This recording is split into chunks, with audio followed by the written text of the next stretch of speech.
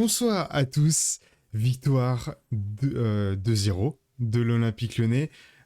Victoire très importante dans cette poule d'Europa League. Bonsoir le chat. Salut Akawe Korski, bienvenue. Bonsoir. Heureux de te voir ici. Lucas Mea, évidemment. Paco Yanos, bonsoir à toi aussi. Oh, c'est Bonsoir grec, à ça. tout le chat.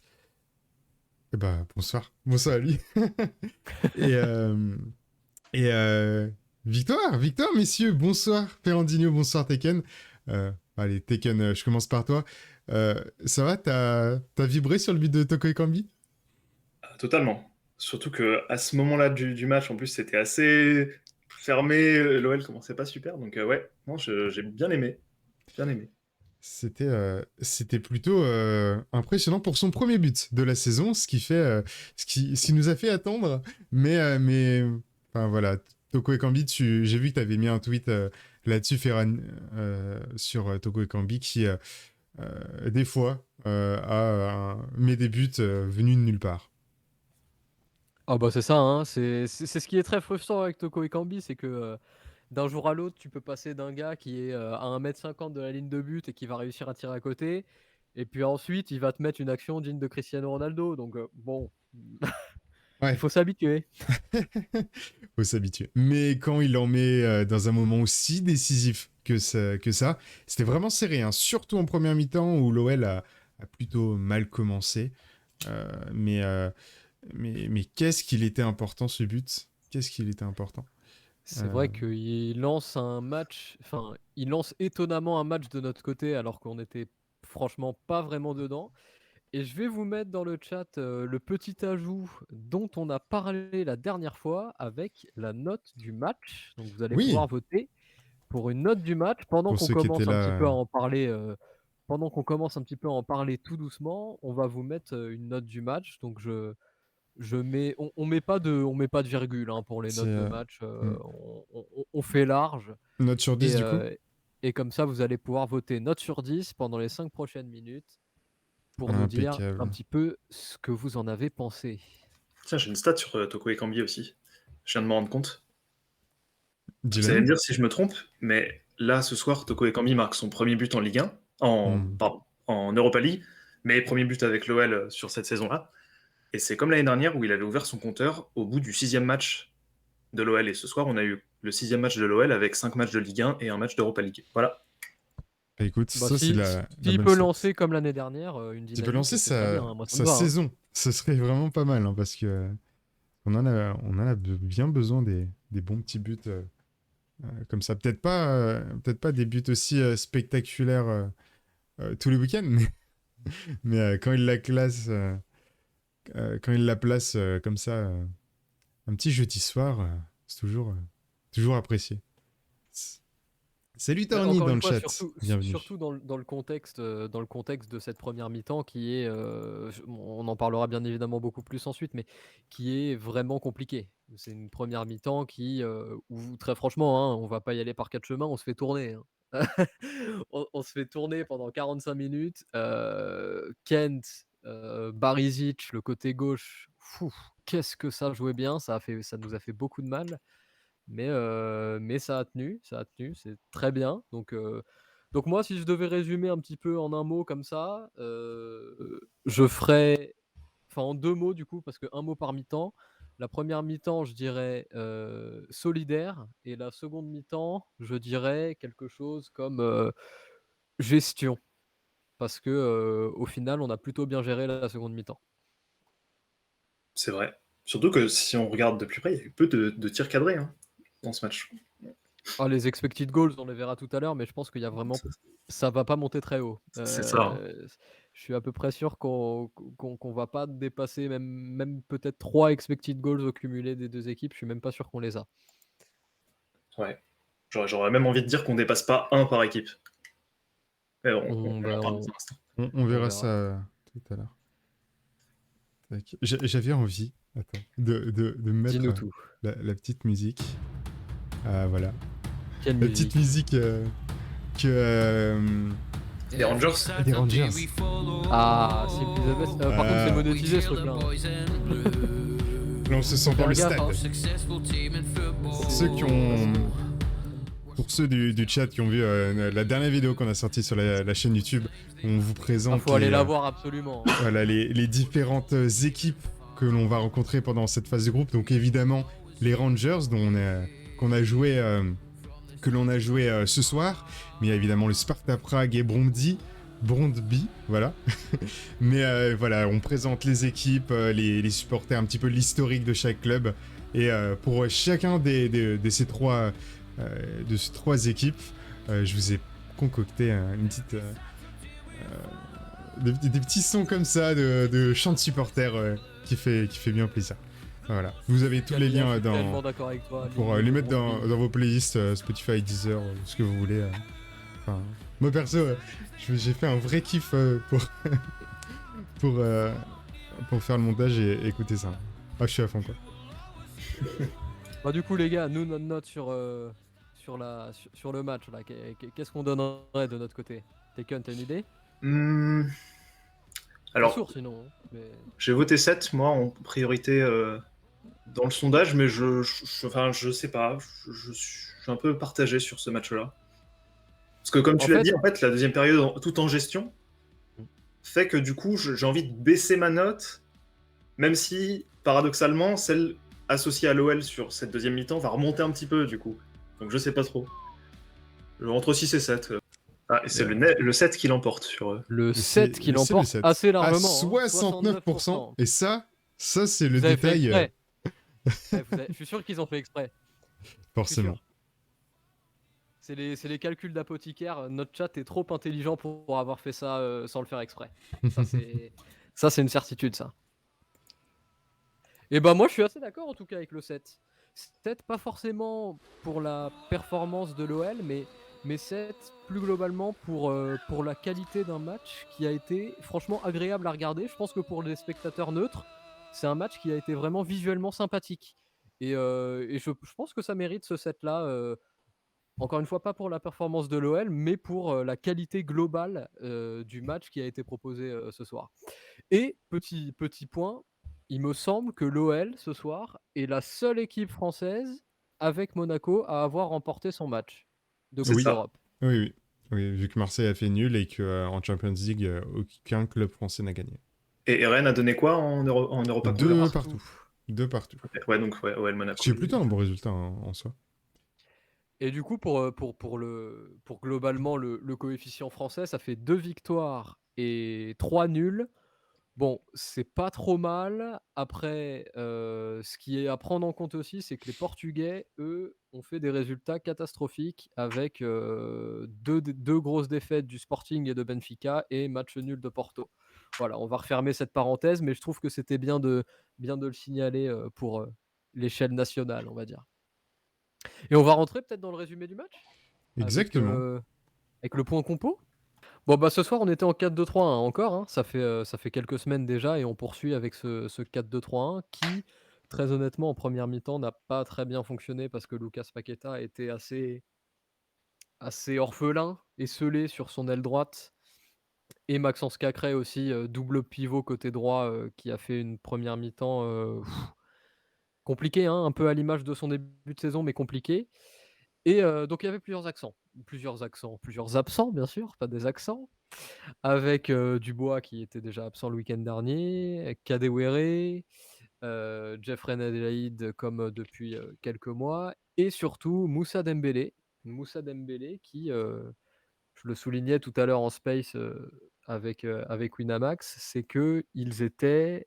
Enfin, c'est un joueur qui a joué au Celtic et qui a un amour assez important, enfin vraiment très important, on le voit toujours dans sa com, pour le Celtic. Et je me dis que mentalement, c'est dommage qu'il ait pas pu faire ce match dans le stade des Rangers contre les Rangers, parce que je pense qu'il serait arrivé avec les Crocs pour leur en mettre 3 ou 4. Mais bon, c'est un détail et Slimani a plutôt bien remplacé, on en parlera plus globalement. Et néanmoins, sur ce point d'ancien des Celtics, on avait Jason Denayer qui a fait 1 an de prêt quand il appartenait à Manchester City, et 1 an de prêt donc au Celtic, et ce qui a pas échappé aux supporters des Rangers, hein, Pourtant, il qui n'avait pas res- affronté le Celtic les Rangers, parce qu'à l'époque, les Rangers étaient plus en était en première division. quatrième oui. Mais Si c'est vous une voulez le rivalité. savoir, d'ailleurs, on en parle dans la vidéo dont on a parlé tout à l'heure, qu'on a Allez, sorti on en sur remet la un chaîne coup. YouTube. Allez, non mais, on tartine, on est là pour tartiner un petit peu. En tartine. C'est important. Voilà, c'est à peu près tout ce que j'avais à dire sur la compo lyonnaise. Et côté Rangers, bon, il y avait un gros absent avec Elander, on l'avait souligné dans l'avant-match de mardi soir. Et sinon, c'était très clairement l'équipe type. Hein. L'équipe type des Rangers avec les vieux briscards, McGregor, Steven Davis et les jeunes pépites, Ryan Kent, Morelos, Haribo. Donc voilà, c'était vraiment l'équipe type à part l'absence d'Elander. C'est Il n'y a ça, pas ouais. grand-chose à dire de ce côté. Et tout ça nous a donné un match assez fermé, hein, quand même. Mine de rien, avec peu d'occasions au global. Si on fait le décompte comme ça rapidement des occasions dangereuses qui ont animé ce match, ben, on en a, je trouve, assez peu à se mettre sous la dent. La première qui me vient à l'esprit, c'est le but de Toko Ekambi avec ce décalage de Guimaraes sur la gauche pour le Camerounais qui dribble un petit peu tout le monde et qui puis lâche une superbe frappe pour marquer le but dans le petit filet. Très impressionnant. Premier but de Toko sur la saison d'ailleurs, donc tout le monde est content de ça. Et juste après, tu as les Rangers qui ont très vite réagi avec cette frappe d'Haribo vraiment très puissante et surtout qui donne lieu à un arrêt de Lopez que j'ai trouvé vraiment très serein et très rassurant pour l'issue, pour la suite du match, de le voir faire ce premier arrêt vraiment en patron ce soir. Ensuite, qu'est-ce qu'on a d'autre? On a juste une occasion avant la mi-temps où on a Barezic qui a été quand même très remuant, celui-là, sur tout son côté gauche au cours Moi, du je match. l'adore. Hein. Ouais, bah je comprends pourquoi. Je le prends toujours sur FM, en plus, il Je est comprends monstrueux, pourquoi. Barisic.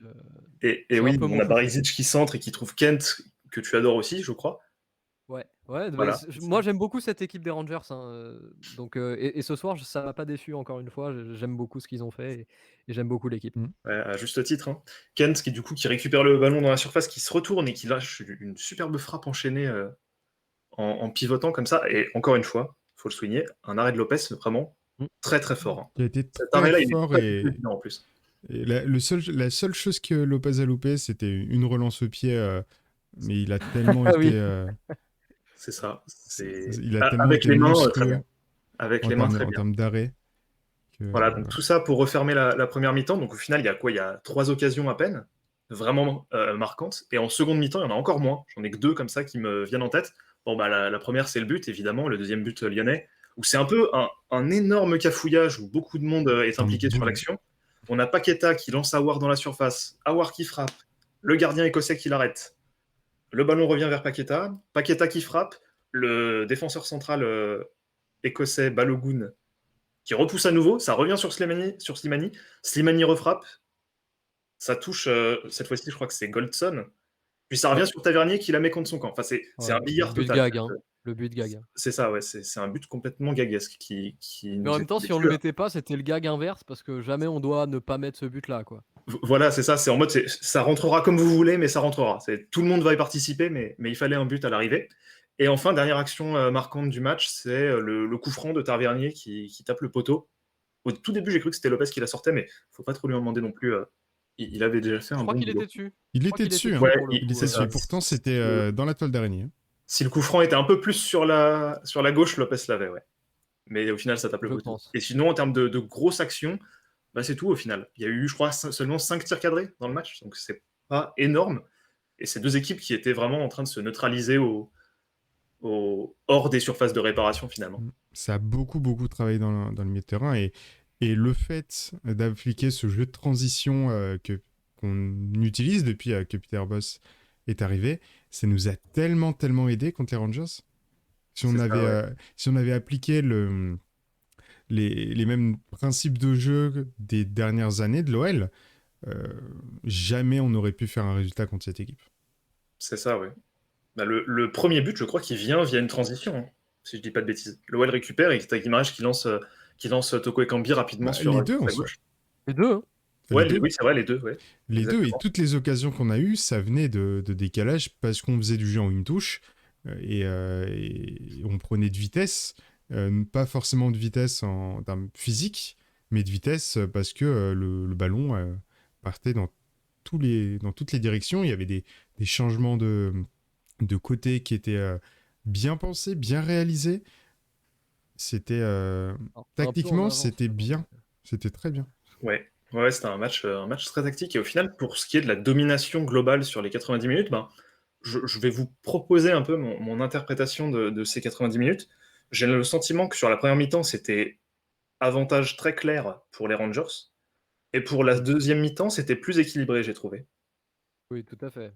Mm. On est beaucoup mieux rentré dans la seconde mi-temps que tout ce qu'on a pu faire dans la première. Et en plus, c'est validé, ce début de seconde mi-temps, il est validé par le but, le but gag, mais un but quand même et un but du break. Donc ensuite, on était surtout dans la gestion. Effectivement, je suis d'accord avec toi, c'est sur les grandes dynamiques du match, on a très clairement une première mi-temps, qui est très, très écossaise, on va dire, et une seconde mi-temps qui est beaucoup plus équilibrée avec un Noël qui est rentré avec, d'autres intentions et un autre niveau de précision technique.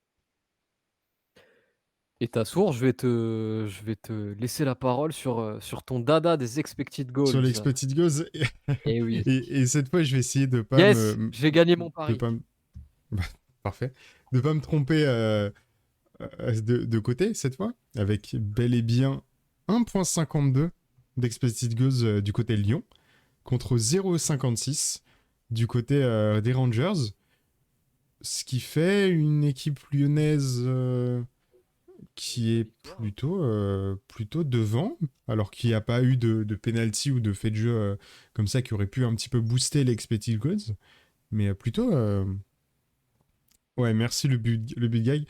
Je... Et aussi, et Yoxes aussi qui disait dans le chat qu'on a oublié de parler de l'action de Gusto, bien servi par Awar dans la surface. Ça aussi, ça doit faire quelques expected goals probablement. Ouais, c'est tellement dommage d'ailleurs qu'il la cadre pas, celle-ci. Mm. Elle passe vraiment à quelques centimètres. Ouais. Ça aurait été une belle conclusion pour son match. Je pense qu'on va en Surtout, parler un petit peu surtout plus, que mais l'action juste avant cette frappe-là est vraiment magnifique, hein. Le 1-2 entre Paqueta et Aouar, régal. 0,09% pour cent le tir manqué de Malo Gusto. Donc, enfin, ah, 9% de. Bah après, il je n'est pas m'attendais à un petit peu forcément plus. bien aligné avec le but, c'est pour ça, hein. Mais Oui, c'est une frappe qui est difficile alors que Oussem Aouar, qui manque son duel face au gardien, c'est 46% de la mettre. Donc, comme quoi. Comme quoi. Mais dans tous les cas, tu vois, Tekken, tu m'avais dit, ouais, je pense pas que les deux équipes aient pu dépasser Ouais, les je 1 me suis trompé au d'expected goals. final. Finalement, on a réussi de notre côté, malgré pas énormément de tirs. Et c'est quelque chose à comparer aussi au début de la saison qu'on a pu faire en championnat, où je crois sur la première journée, on avait encaissé près de 27 tirs, euh, ce qui est énorme, ce qui est complètement énorme. Là, on avait vraiment une solidité défensive, mais dans tout le bloc équipe, pas seulement au niveau de la charnière. Et ça nous a fait extrêmement du bien ce soir. Bah, ça nous fait une transition parfaite pour la partie analyse du match, hein. Oh là là, c'est beau. Donc on va enchaîner avec ça. Et je propose qu'on commence de suite, là, direct, par noter Gusto. Je vous mets dans le chat le sondage parce que je vois que vous en parlez beaucoup dans le chat. Donc voilà, je vous ai mis la note pour Gusto. Et moi, je vais commencer du coup pour le commentaire de Malo. Et alors moi, j'ai beaucoup aimé beaucoup d'aspects de son jeu parce que défensivement, très honnêtement, il devait tenir une aile qui était composée de Ryan Kent et de Borna Barisic. C'est pas facile. Franchement, pour tenir ces 2-là, sur l'intégralité du match, il a vraiment fallu être costaud défensivement et je trouve franchement que Gusto sur ce match, défensivement, ça a été solide. Mais solide, vraiment solide. C'est-à-dire que, sur les premiers matchs de la saison, on n'avait pas eu encore cette impression que Gusto était, capable de faire ce genre de prestations défensivement et là, contre probablement la plus grosse adversité dans son couloir qu'on ait eu depuis le début de saison, c'est là qu'il fait le meilleur match défensif qu'il ait fait en pro à Lyon. Donc sur ce point, c'est vraiment très satisfaisant, je trouve et au-delà de ça, pour avoir, pour regarder quelquefois, vous l'aurez compris, j'aime beaucoup les Rangers, du coup, pour regarder les Rangers, il nous a fait presque un match à la James Tavernier. Parce que, faut savoir que James Tavernier, en face, c'est un petit peu ce genre de joueur-là, qui est, Mm. très Le latéral vif, droit très des Rangers. rapide. Le latéral droit des Rangers, oui, pardon. Très vif, très La rapide gauche. et très technique et très offensif. Et là, Gusto, même offensivement, parce que là, j'ai beaucoup développé le côté défensif, et ben même offensivement, ça a été très pertinent et surtout en seconde mi-temps où il a failli marquer ce but. En première mi-temps, il y a beaucoup de passes manquées un petit peu dans le vide, qui moi m'ont un petit peu dérangé. Mais à part ça, très franchement, c'est la seule ombre au tableau de son match, j'ai trouvé. Latéral droit, hein, je viens de le revérifier ce soir. Oui, et comme dans le chat, c'est Akaway qui le souligne. J'ai pas envie. Voilà, Akaway qui souligne que euh, premier match européen pour Gusto, et c'est pas le seul. On avait Lucas Paqueta aussi qui fêtait son premier match européen, Aussi vu que l'année étonnant que ça dernière. puisse paraître, oui. Ouais, vu que l'année dernière, il n'a pas pu jouer avec Lyon et que l'AC Milan était privé de compétition européenne, je crois, à cause du fair play Ouais. financier. Toujours est-il Et que, qu'avant, ils n'étaient pas qualifiés tout simplement aussi. toujours est-il que finalement, même si on a énormément de bons joueurs en cumulé, il n'y a pas énormément d'expérience européenne, en tout cas dans notre milieu de terrain. Le plus expérimenté en soi, c'était Cacré. Et Et merci merci beaucoup beaucoup, Olivinho. Olive, qui 8e mois d'abonnement. 8e mois. 8e mois. Ouais, allez, vas-y. Vas-y. Merci En beaucoup, plus Olive. c'est le September là, donc les subs sont moins chers, au mois de septembre. C'est incroyable. C'est incroyable. Vous pouvez évidemment utiliser votre Amazon Prime pour sub et contribuer au projet football. Et vous avez voté pour Merci. un 7, hein, pour Malo Pour un Gusto. Moi, je set suis pour assez Malo. d'accord. Je suis assez Mm, d'accord, avec ce 7. Tassour, toi, t'as donné ton avis un peu sur Malo, tu donnerais combien comme note? euh, Je suis quand même déçu qu'il ait pas sa petite passe décisive ou son petit but. Mais Oh en soi, je mais en pense coup, pas. pardon. Oui, mais c'est toujours, tu sais, c'est l'esprit Peter Boss, c'est toujours viser au-dessus, toujours demander au-dessus pour la Ah mais, progression. c'est bon. Non, mais au-delà de ça, Mais merci. très très bon match de Malo Gusto, malgré un stade bien plein, bien écossais, avec la bonne pluie froide du, euh, de l'Écosse, qui a fait un match solide, malgré son jeune âge, comme dirait un certain, euh, un certain Rudy Garcia. Voilà. À voir dans la suite, quand Dubois va revenir, si Gusto va lui ravir sa place ou non. Ça Il est m'étonnerait pas capitaine quand qu'il lui même, hein. passe devant. Même si la capitaine, je pense que le fait qu'il y ait trois, euh, trois capitaines de nommés, je pense pas que ça soit un vrai problème si Malo apporte autant offensivement. Enfin, à voir. Mais très très gros match de Malo. Tac.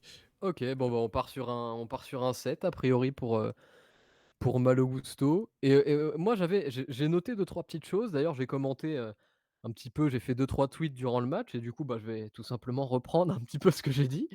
Parce que personnellement, sur ce début de saison, l'axe Lopez, Denayer, Guimarães, vous allez donner votre avis, Tassour et Tekken après, mais je ne sais pas ce que vous en pensez.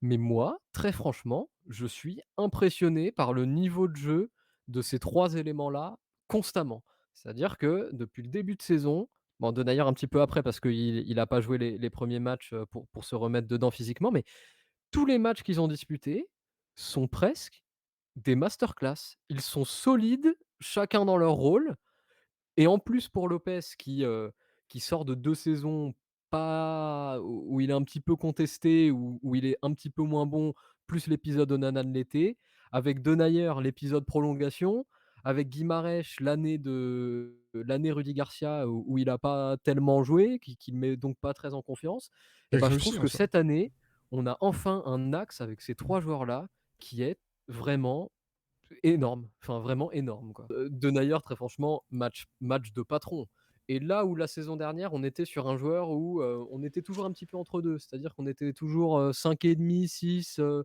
bon, tu as fait le travail mais, on t'a pas non plus vu impérial, enfin voilà. Là, sur ce début de saison, c'est tout l'inverse. Chaque match qui débute, c'est un match qui est un match maîtrisé et un match de patron même dans les duels, Mm, mm. enfin, on n'a jamais vu un Denayer aussi puissant et aussi présent dans chaque duel qu'il dispute. Là, c'était vraiment impressionnant ce soir physiquement et dans l'anticipation, dans la couverture, sur les centres, vraiment, il était au four et au moulin, absolument partout. Très franchement, Denayer, prolongeons-le le plus vite possible parce que s'il reste sur ce niveau de performance, très honnêtement, va y avoir du monde au portillon probablement pour lui si on ne prolonge pas, hein. Mm. À Et cette saison-là. je vous mets dans le chat, la Voilà, note pour je te Denayer. propose voilà, pour le sondage. Et je voulais juste, avant de laisser la parole pour Tekken, euh, pour Denayer et la charnière Boateng-Denayer, très efficace. Et quand même Diomandé est rentré, très bonne rentrée, on a encore été solide. Et enfin, ça fait plaisir de ne pas avoir la belle boulette enfin, semestrielle, on va dire, des défenseurs lyonnais qu'on a eu droit ces dernières années. Enfin, voilà. Vraiment, à part un but dans le jeu bien construit que les Rangers auraient pu nous mettre, je ne voyais pas un de nos joueurs faire une faute faute de pied, je sais pas comment, comment le dire. Un Mais penalty, tu veux dire? ouais, ouais, c'est ça. Mais très huilé. Le fameux U qui s'est transformé en W ou H, comme vous voulez, quand on avait parlé au Tout à fait. dernier après-match. Bah, encore une fois, bah, ça nous permet de bien relancer, de partir direct toucher nos milieux.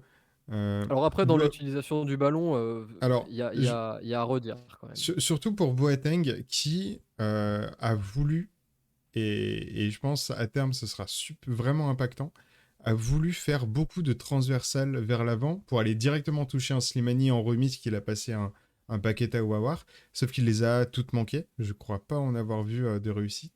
Ouais. Mais ça, c'est quelque chose que tu peux bosser à l'entraînement. Et une fois que ça sera un petit peu plus huilé, ça pourra faire vraiment des très bons décalages et casser des deux lignes directement. Et c'est tellement, tellement puissant. Ça nous a vraiment mis bien pour les Rangers, ce, ce petit aspect comme ça. Et oui, Taken, tu es revenu. Est-ce On que vous t'a m'entendez? retrouvé. On Oui, t'a c'est bon. retrouvé. Super. Magnifique. Alors, désolé, je sais pas pourquoi ça va marcher. Bon, peu importe.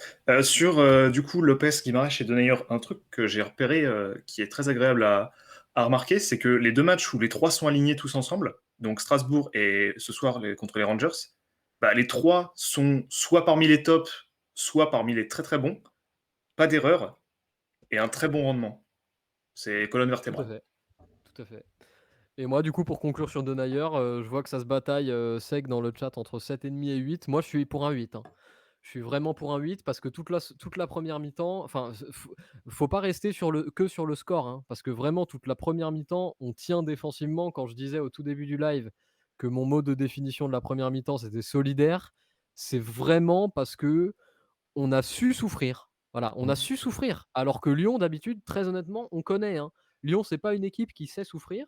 Et là, j'ai l'impression que dans ce match-là, on a trouvé une solidarité tellement grande que les Rangers pouvaient faire ce qu'ils voulaient, il n'y aurait pas eu but. Et quand ça réussissait à aller jusqu'à une frappe, c'était Anthony Lopez qui s'envolait pour faire une très très bonne parade, limite presque dans son petit filet Mm. gauche, là sur la frappe de Ryan Kent d'entrée de surface. C'est Donc vraiment c'est une vraiment une victoire équipe qui... défensive collective Ouais, ouais, orchestrée par Denayer et même notre défense en général, parce qu'on parlait de Gusto qui a été bon défensivement, mais Emerson à gauche, Oui, Emerson, très bien. ça fait plaisir de ne pas avoir peur. Et que ce soit défensivement, où ça a été très solide, dans la transition aussi, le nombre de fois où enfin, à 2 ou à 3, Toko Ekambi et puis un autre milieu de terrain sont venus combiner au milieu de terrain excentré à gauche pour pouvoir faire passer le ballon en une touche de balle. Je trouvais ça tellement puissant, défensivement, offensivement, dans la possession. Enfin, c'est quelque chose dont on n'avait plus vu depuis des années. puis même des schémas de Et passe avec des triangles qu'est-ce C'est que beau, c'est? Genre on c'est beau. remonte on remonte Euh, on Je, remonte 3 mois en arrière, si on me dit triangle, je te dis, non, enfin, si on non, me dit la triangle et dernière Olympique fois, Lyonnais dans la même phrase, je te dis: «Qu'est-ce que c'est ça? De quoi me parles-tu? Je ne connais pas». la dernière fois que j'avais vu, alors si on remonte pas à 3-4 ans en avant, un triangle réussi, c'était en Coupe de France, c'était les jeunes, je sais plus contre quelle équipe, mais c'était les jeunes du centre, il y avait encore Gouiri, il y avait Cherki, Cacré, qui faisaient des triangles dans le jeu offensivement. Et on était tous en mode, c'est quoi ça? Mais maintenant, ça devient le quotidien. Ah, quel plaisir. Ouais, bah, Quel plaisir. pour Emerson, on va s'en étonner, voire même s'en féliciter tous les week-ends et à chaque fois qu'il y aura un match de l'OL, mais c'est peut-être l'une des recrues qui va apporter le plus en fait.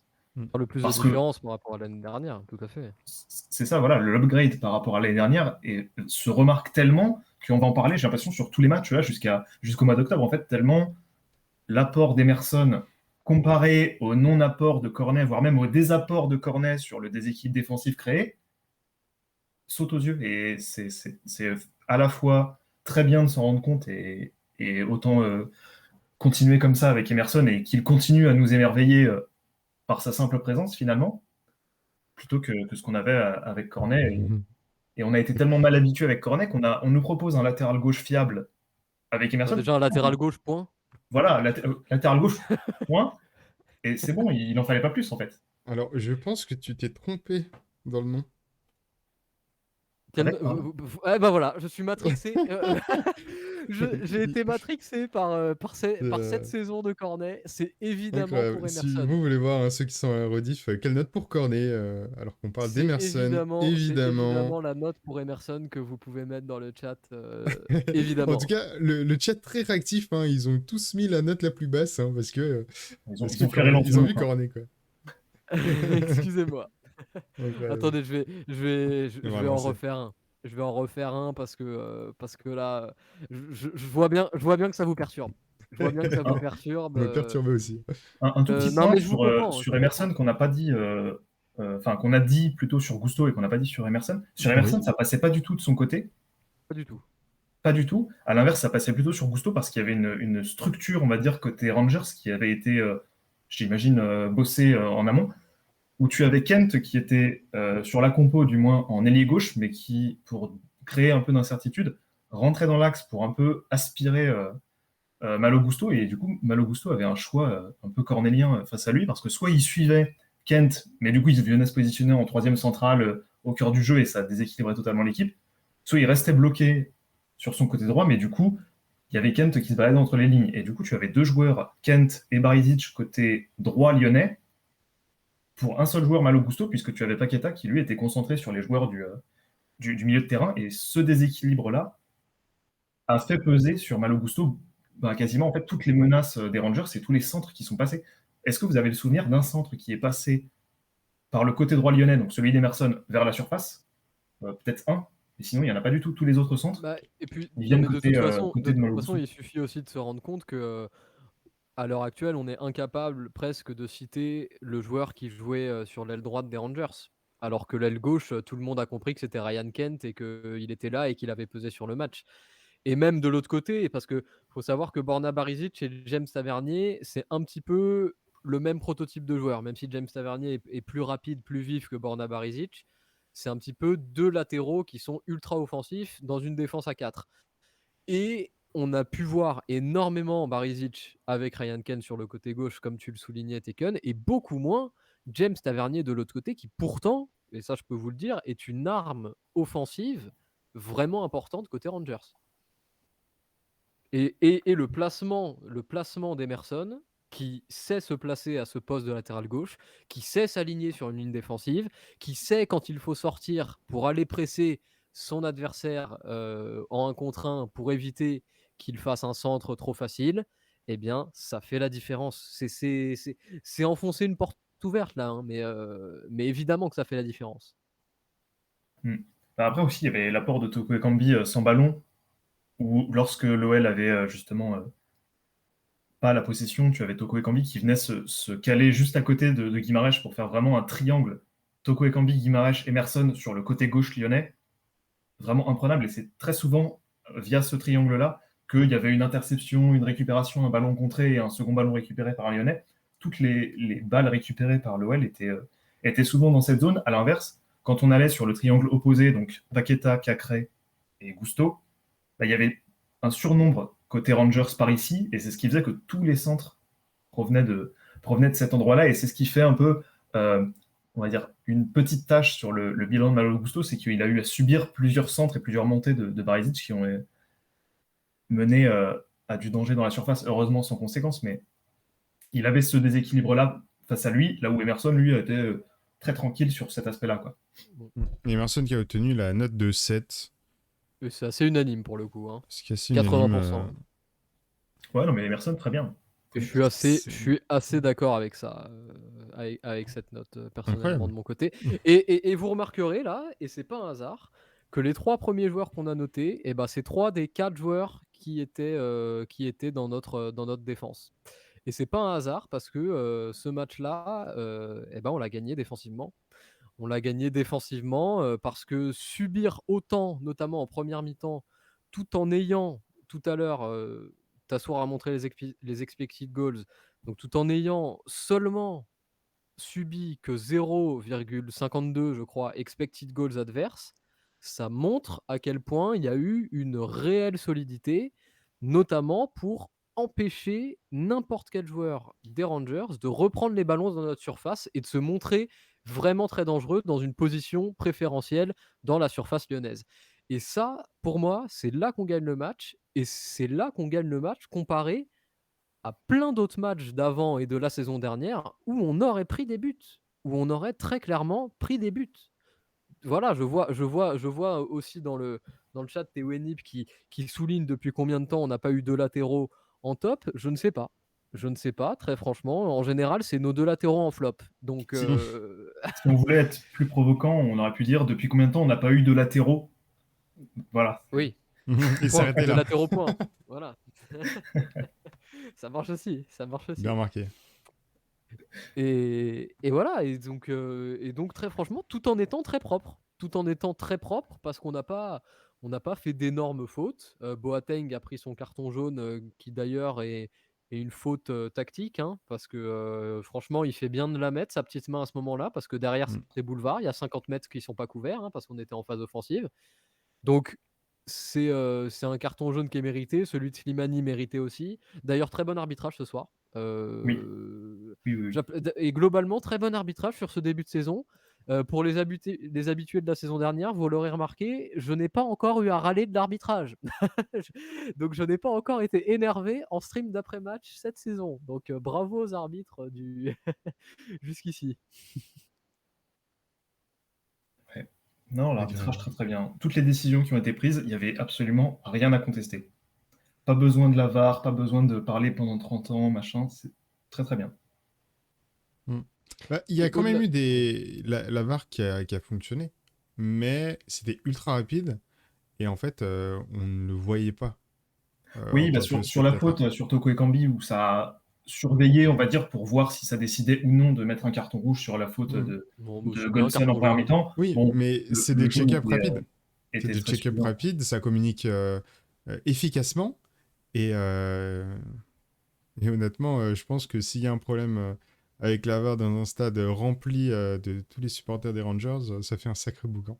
Enfin bref, la VAR qui a fonctionné, qui a été efficace, l'arbitrage de même, et c'est tout à fait appréciable. Ouais, l'arbitrage vraiment très bien. Très très bien.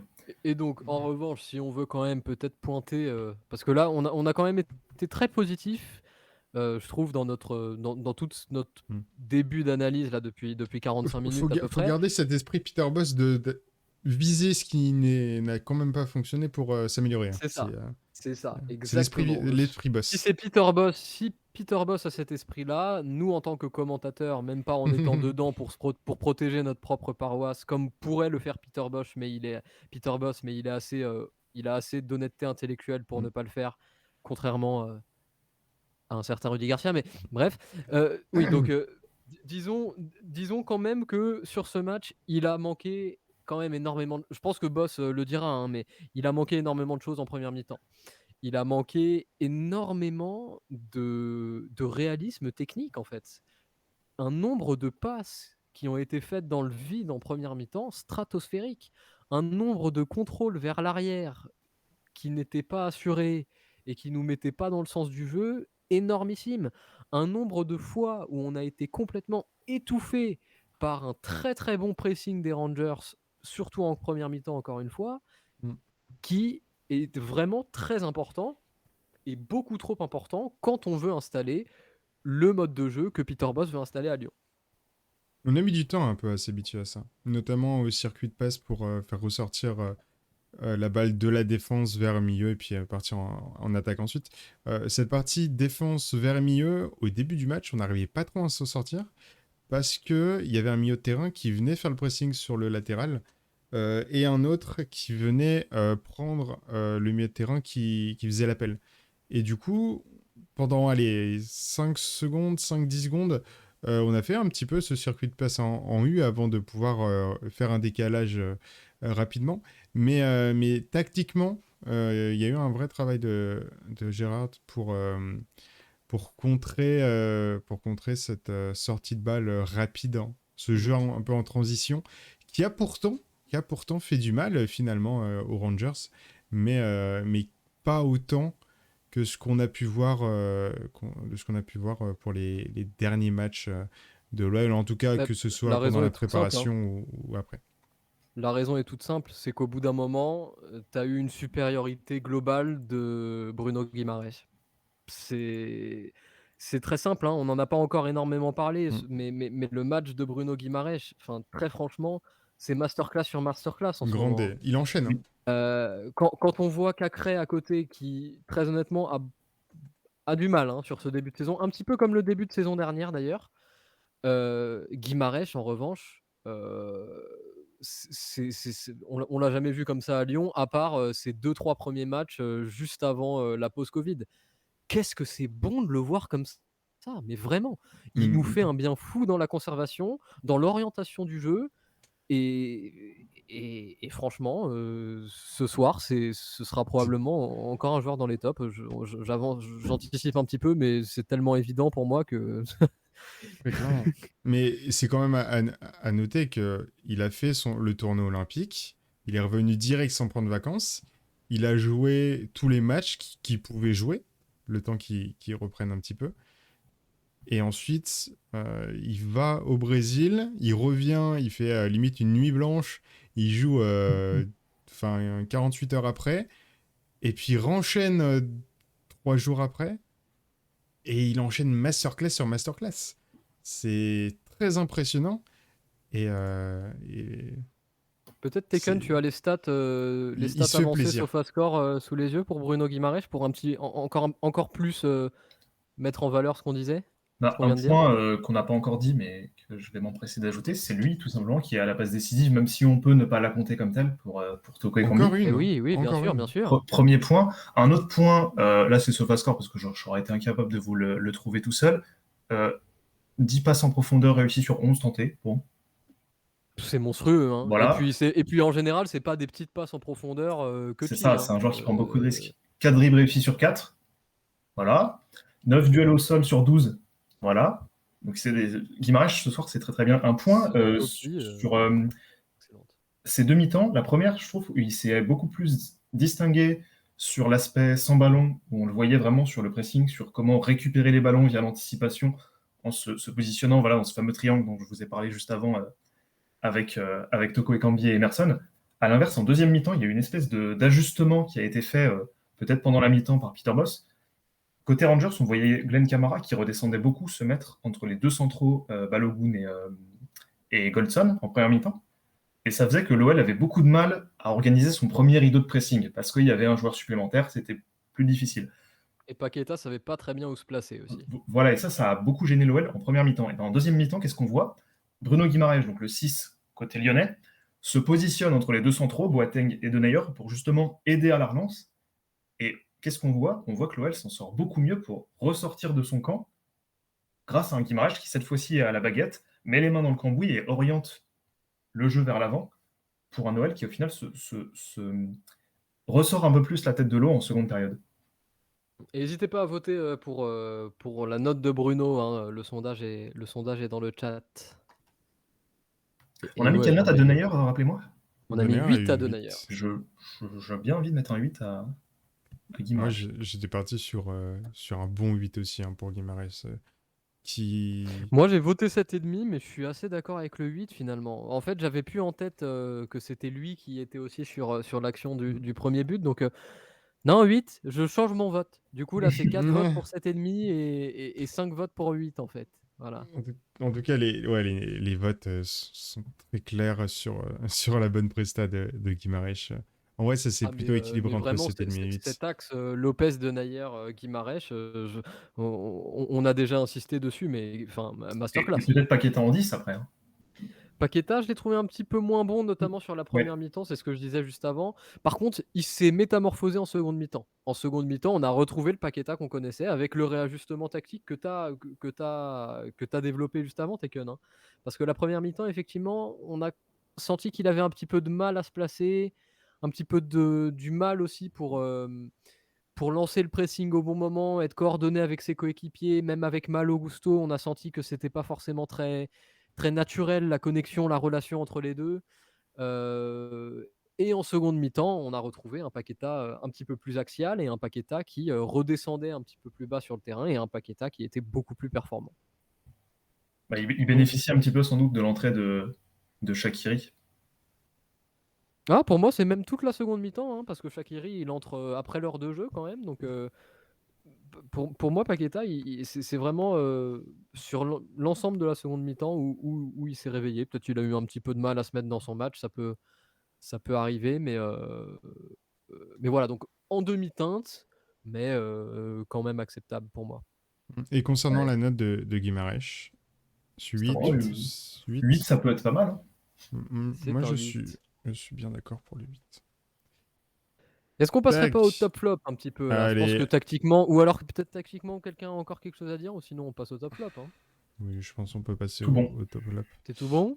Ouais, c'est tout bon. Qui veut commencer pour les tops ou les flops? Les deux. Qui veut Bon, commencer? vas-y, hein. Allez, vas-y. Ça fait longtemps que j'ai pas commencé. Alors, Allez. que je regarde un petit peu cette composition. Bon, très clairement, donc c'est deux tops, deux flops ou Un seul. un seul, par ok. Mon top, clairement, Et c'est donnez-les nous Guimarães. aussi dans le chat, hein, vos Oui, tops, évidemment, vos tops et vos flops. Mon top, vraiment, c'est Guimarães. On en a parlé. Hein, maître à jouer ce soir en termes de récupération et de, de début de la fusée hein, pour le jeu en transition de boss. Vraiment, encore une très belle perf de Bruno. Et puis, un flop, c'est compliqué à en trouver. Honnêtement, j'en ai pas. Il n'y a pas de flop individuel, je trouve, Honnêtement, j'en ai vraiment pas. sur ce match. Pour moi, Cacré est peut-être celui qui a fait le moins bon match, mais est-ce que ça Mais mérite vraiment un ça flop? reste une performance très correcte. Pour moi, réellement, je n'ai pas de top. De flop, De pardon. flop, oui. De flop. Ah, Taken, est-ce que t'en as, toi? Vas-y, donne-nous les deux. Non, bah, pour le flop, j'avais une petite hésitation avec Cacré, mais peut-être que Ouais, ça un mérite peu pas comme un flop. moi, c'est ça. Voilà, je suis un peu partagé sur lui. Est-ce que flop, pas flop? Bon. Mais je pense que parmi le 11 qu'on a sous les yeux, là, c'est le joueur qui s'est peut-être le moins bien démarqué de tout ce Ouais. petit monde-là, sans forcément être en dessous totalement. En top, je pense évidemment à Denayer, à Guimarães aussi, peut-être Emerson, mais je suis peut-être pas sûr avec Emerson. Donc ouais, non, seulement Guimarães ou Denayer. Je pensais aussi à peut-être Toko Ekambi, mais pas forcément. Bah, Il n'y Toko a pas assez Ekambi, en pour plus moi, il de y a le tout. but et le but, C'est presque. ça. Et les replis défensifs. Ça fait penser au match de Dembélé un peu contre Ouais. Nantes. Il y a le but, mais est-ce que c'est bien suffisant? Donc voilà, je vais rester là-dessus. Et bah moi, je Et suis pour assez toi? d'accord. Hein. J'ai vraiment pas grand-chose à ajouter parce que pour moi, il y a deux tops sur ce match, c'est Guimarães et Denayer. Donc vous les avez cités l'un après l'autre tous les deux. Donc pour le coup, j'ai rien à ajouter. Je vais pas inventer des tops que je mettrai pas juste pour faire original. Et pour les flops, bon, j'ai déjà donné un petit peu mon avis. enfin, vous l'avez un petit peu entendu parce que quand je commentais, mais Cacré, pour moi, ça mérite pas un top, mais un flop, mais ce sera peut-être la moins bonne note de l'équipe. Voilà, c'est ça Je que suis d'accord avec je veux ça. dire. Alors, Et il a du mal sur ce début de saison. juste un truc que je voulais parler dans l'analyse et je viens de m'en souvenir. Vas-y. C'est à propos de notre attaquant du jour, Slimani, qui remplaçait Dembélé ce soir, qui a... alors, je sais pas si on peut dire qu'il a marqué le deuxième but, mais en tout cas, il a provoqué le bullying, on Il a va dire. contribué. Il a contribué fortement. Je voulais souligner son travail en termes de jeu en pivot, on va dire, quand tu avais des dégagements de la défense, en tout cas de la partie basse de l'OL, en attaque, il, est, il a été très très fort dans la conservation de la balle pour ensuite, genre dos au but, pour ensuite la redonner à un de ses partenaires. Et ça nous a fait extrêmement de bien pour pouvoir... Pas tant d'accord que ça, moi. Pour le bah, coup, en pour fait, moi, il pouvait faire beaucoup mieux, genre vraiment. dans ce travail-là de faire sortir l'OL de ce bloc bas pour repartir en attaque vers les cages des Rangers, ça nous a fait pas mal respirer. Donc, voilà. Je voulais juste le souligner. Après, voilà, il dézonnait. Bah, moi, je trouve que ça a été très inégal. C'est-à-dire que ce que tu dis est une vraie réalité par moment. Mais il y a des moments aussi où il a perdu pas mal de duels, par exemple de la tête, avec des ballons qui ont été récupérés du coup facilement par Golson ou Balogun. Je dis pas que c'est pas normal qu'ils perdent des duels de la tête contre Golson ou Balogun, hein. Mais pour moi, ça a été inégal. C'est-à-dire que certes, par moment, il y avait exactement ce que tu viens de décrire Tassour avec cette protection de balle et puis en permettant au bloc lyonnais de remonter et de gagner un petit peu de temps. Et par contre, à d'autres moments, il y avait aussi des imprécisions dans les remises, des imprécisions sur les contrôles et des duels perdus. Mais donc, je suis à moitié d'accord avec ce que tu dis. Enfin, disons que je suis d'accord avec ce que tu dis quand il y arrivait. Mais il faut pas non plus oublier qu'il y a pas mal de fois où ça n'a pas été le cas. Mais quand il arrivait à contrôler le ballon, effectivement, ce qu'il en faisait, c'était pertinent pour le collectif. Et puis surtout, Je il essayait beaucoup de dézonner, alors pas forcément verticalement, mais plutôt horizontalement. Donc il a démarré dans l'axe, mais il essayait souvent de se déporter soit vers la gauche, soit vers la droite pour aller là où il y avait le ballon, histoire d'apporter une solution dans le jeu court, pour ensuite repasser par le milieu et refaire le tour vers le côté opposé. Enfin, c'est un joueur qui aime bien venir là où il y a le ballon pour proposer, pour être une solution supplémentaire. Bah, ça fait penser un peu à ce qu'on a vu avec Benzema en équipe de France pendant l'Euro, si vous vous souvenez un petit peu, où on n'a pas un joueur qui va rester dans l'axe, mais qui va un peu se balader sur tout le front de l'attaque pour justement, selon où est le ballon, venir proposer voilà, quelque chose de plus. Après, une fois qu'il avait le ballon dans les pieds et qu'il faisait pas du jeu court en remise ou en une touche, c'était un peu moyen, j'ai trouvé. Donc je pense que pour Slimani, j'en ai pas parlé tout à l'heure, mais on aura peut-être le même sentiment global qu'avec Cacré, c'est-à-dire pas forcément flop, mais peut-être parmi les joueurs qui auront les moins bonnes notes ce soir. Olivier qui te charrie dans le chat en disant que tu regardes l'équipe de France. J'ai regardé les hein. 4 J'ai failli la matchs faire aussi. J'ai failli la de faire l'équipe de aussi. France. Ça m'a démangé. Bon allez, moi je propose qu'on passe aux conséquences de ce Allez. match.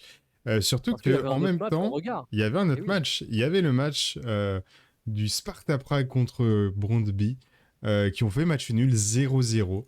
Parfait. Un hein. match, je vais regarder un petit peu les expected goals 0,25 à 0,55. Un match Ah oui, pas ça beaucoup, promet. quoi. Un petit peu C'est, d'ennui peut-être devant ce un match. petit peu d'ennui, je pense, même s'il y a eu quand même eu pas mal de frappes du côté du Sparta. Ouais, pas fou. Pas fou. On était Mais en tout devant cas, le bon mais en match. tout cas, c'est vraiment un très bon résultat pour Lyon. Mm. Un très Bah bon oui, résultat pour Lyon parce que ça qui est premier, neutralise les qui est deux premier du autres groupe. équipes. Et Lyon prend déjà déjà une très belle option en battant à l'extérieur l'adversaire le plus compliqué du groupe, tout en ayant les deux autres adversaires qui perdent des points l'un et l'autre contre l'un et l'autre. Donc c'est vraiment, gratuit. enfin, au niveau comptable, c'est la soirée parfaite pour l'Olympique Lyonnais. On peut pas faire mieux. Très clairement. Avec un clean sheet en plus de ça, donc c'est vraiment la soirée parfaite.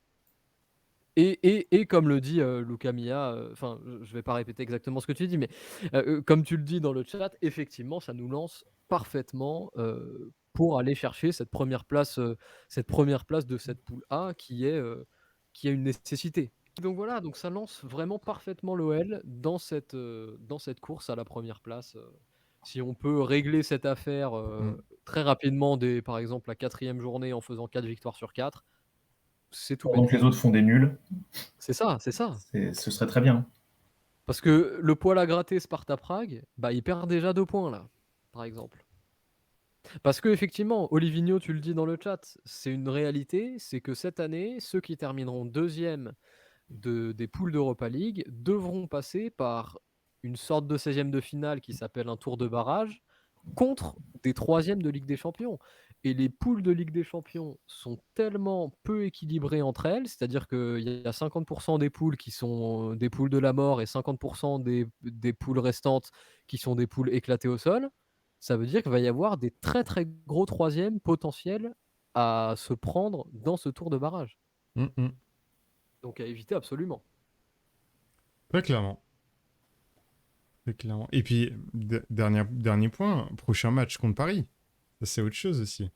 C'est important de se mettre en confiance Tout à fait. pour la suite. Parce que entre Paris, qui est sur un perfect pour l'instant en Ligue 1, mais qui a eu un petit accrochage en La Champions Calais. League, et l'OL qui est sur 3 victoires d'affilée, toutes compétitions confondues, avec un Mbappé qui semble blessé et qui serait probablement out pour le match, ça promet une belle confrontation et honnêtement, Lyon a toutes ses chances, je pense.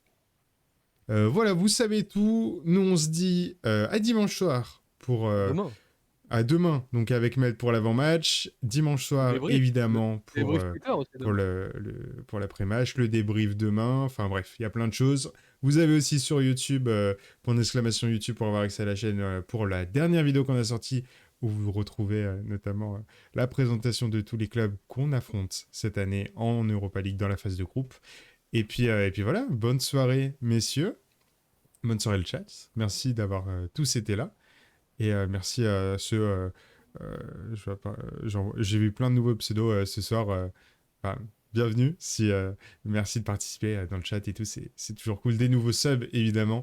Je vois Paco Rianius qui était là du début à la fin. Merci beaucoup. Merci beaucoup à toi. Merci beaucoup à tous.